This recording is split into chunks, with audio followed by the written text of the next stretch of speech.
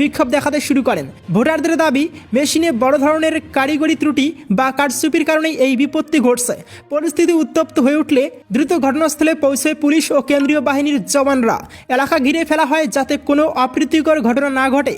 ভোটের স্বচ্ছতা নিয়ে প্রশ্ন তুলেছেন স্থানীয় বাসিন্দারা। ঘটনার খবর পৌঁছতেই এলাকায় উত্তেজনা চরমে ওঠে। যদিও নির্বাচন কমিশনের সংশ্লিষ্ট আধিকারিকদের তরফে এই বিষয়টি নিয়ে এখনও কোনো প্রতিক্রিয়া পাওয়া যায়নি। তবে গোটা ঘটনায় ওই বুথে ভোট প্রক্রিয়া সাময়িক ব্যাহত হয়। প্রায় একই ধরনের অভিযোগ ওঠে নন্দীগ্রামে। বুথ নম্বর 151 বিরুলিয়া গ্রাম পঞ্চায়েতের তৃণমূল কংগ্রেসের তরফে অভিযোগ তোলা হয়, ভোটাররা যাকেই ভোট দিচ্ছেন সেই ভোট বিজেপিতে চলে যাচ্ছে। অভিযোগ ঘিরে সেখানেও বেশ কিছুক্ষণের জন্য ভোটদান পর্ব বন্ধ থাকে। এবার আসছি পরবর্তী সংবাদে। প্রথম দফার ভোটে কোন কোন আসনে বিজেপিকে হোয়াইট ওয়াশ করতে পারে তৃণমূল কংগ্রেস? পশ্চিমবঙ্গ বিধানসভা নির্বাচনের প্রথম দফার ভোট গ্রহণ 23শে এপ্রিল। এই দফায় রাজ্যের 16টি জেলার 152টি আসনে ভোট হয়। বেশ কিছু অঞ্চলে মমতা বন্দ্যোপাধ্যায়ের নেতৃত্বাধীন তৃণমূল কংগ্রেস বিজেপিকে সম্পূর্ণ ধরাশায়ী বা হোয়াইট ওয়াশ করার লক্ষ্য নিয়ে এগোচ্ছে।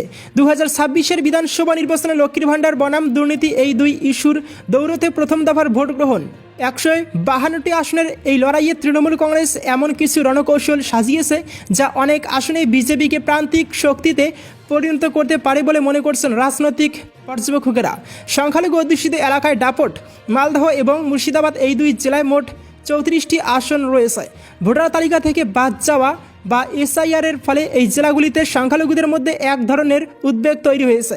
তৃণমূল এই ইস্যুটিকে হাতিয়ার করে বিজেপিকে কোণঠাসা করার চেষ্টা করছে। বিশেষ করে মোথাবাড়ি, সুজাপুর, ভগবানগোলা এবং রানীনগর এর মতো আসনগুলিতে তৃণমূলের জয়ের সম্ভাবনা অত্যন্ত প্রবল।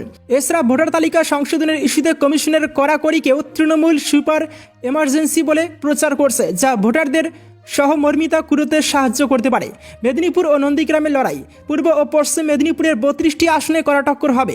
তবে নন্দীগ্রামে এবার বিজেপিকে ধুয়ে মুছে দিতে মরিয়া তৃণমূল কংগ্রেস।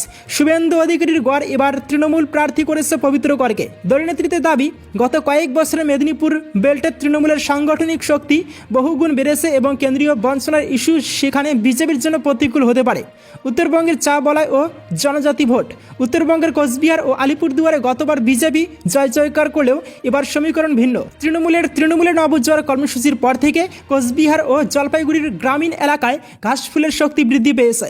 দিনহাটা আসনে উদয়ন গুহ এবং শীতলকুচি আসনে হরিহর দাসের মতো প্রার্থীরা বিজেপিকে করার চ্যালেঞ্জের মুখে ফেলবেন। এছাড়া চা শ্রমিকদের জন্য বিভিন্ন কল্যাণমুখী প্রকল্পের সুবিধা তৃণমূলকে ডুয়ার্সের আসনগুলিতে সুবিধা দিতে পারে। জয়ের তুরুপের তাস লক্ষ্মীর ভাণ্ডার।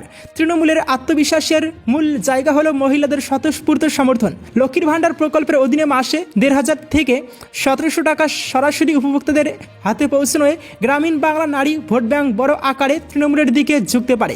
জঙ্গলমহলের বাঁকুড়া, পুরুলিয়া ও ঝাড়গ্রামেও এই প্রকল্পের প্রভাব অপরিসীম, যা গত লোকসভা নির্বাচনের তুলনায় বিজেপির আসন সংখ্যা কমিয়ে দিতে পারে বলে জনমত জরিপে আভাস মিলেছে।